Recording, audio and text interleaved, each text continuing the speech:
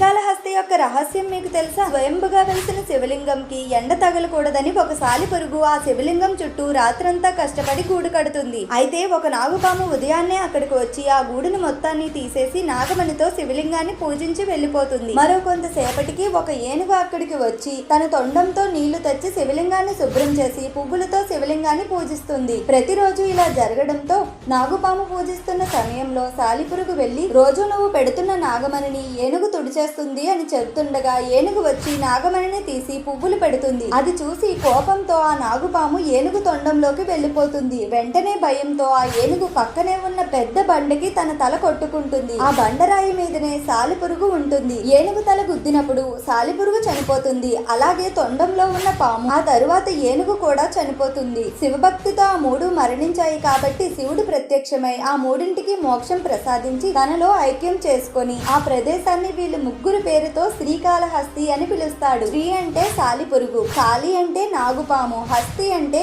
ఏనుగు. ఓం నమః శివాయ.